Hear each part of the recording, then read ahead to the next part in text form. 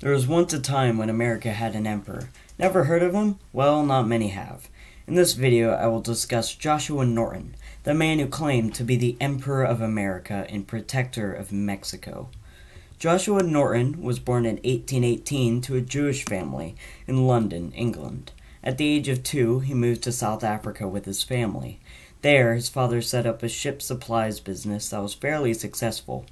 At 21, he opened his own ship supplies business, which went bankrupt 18 months later. In 1848, Norton's parents and 2 of his siblings died. The next year, he left South Africa, stopped by South America, and landed in San Francisco. When he arrived, the bustling city had well over 25,000 people, mostly because of the gold rush. However, the city was almost completely destroyed by fire 7 times from 1849 to 1851. Times never change. The city was also well known for being a place where you could make a fortune and lose it all in the blink of an eye. Norton fits into this description. When he arrived, he became a successful businessman, selling rice and flour. He invested into real estate, having new buildings erected in Sansom and Jackson Street, with other plots of land on beaches. Here's where things go bad again. There was a rice famine in China, so Norton decided he wanted to corner the rice market by buying a shipload of Peruvian rice. He expected the price of rice to soar, so he went in with a couple of business partners in 1852 and put $25,000 down.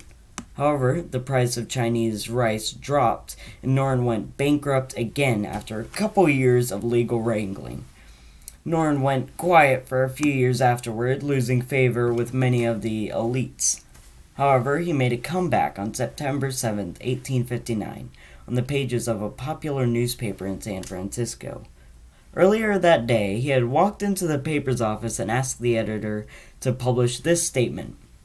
At the peremptory request of a large majority of the citizens of these United States, the first, Joshua Norton, formerly of Algoa Bay, Cape of Good Hope, and now for the last 9 years and 10 months past of San Francisco, California, declare and proclaim myself Emperor of these United States.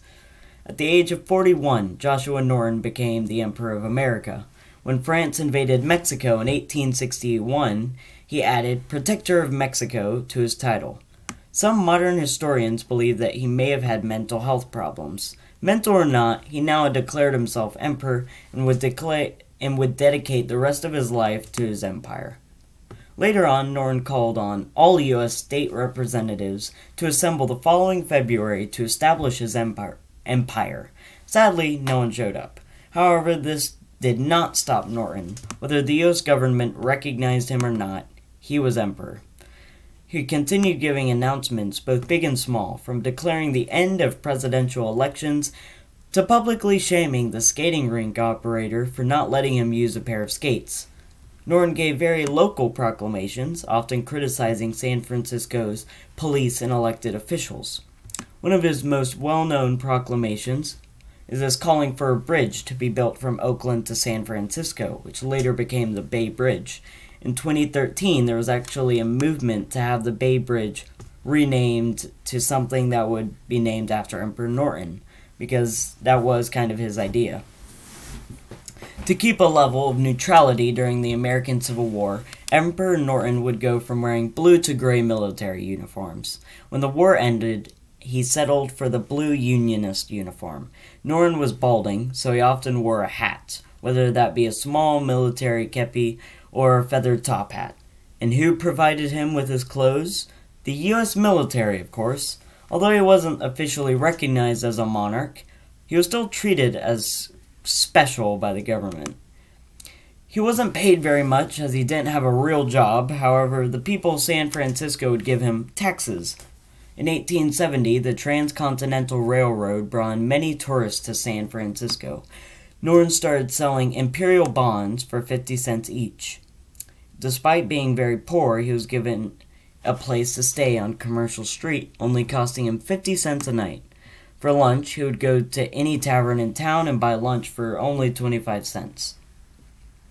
The newspapers saw him as an idiot and actually issued fake proclamations with his name attached to paint him as such. Because of this, Emperor Norton started publishing his actual proclamations in the Pacific Appeal, an African-American owned and operated weekly newspaper. Many of his proclamations were surprisingly progressive for his time.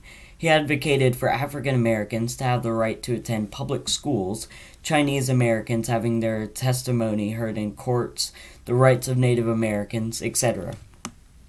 On June 8, 1880, Emperor Norton left his room for a debate at the Academy of Natural Sciences.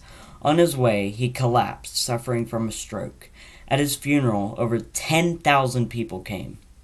His obituary in the San Francisco Chronicle said, "Excuse me, I do not speak French. Le roi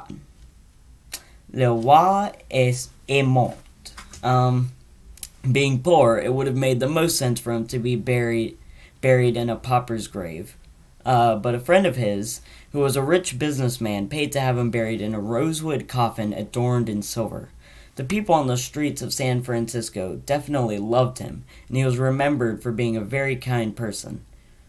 If you enjoyed this video, please leave a like, subscribe, and share with people you know. Thanks for watching.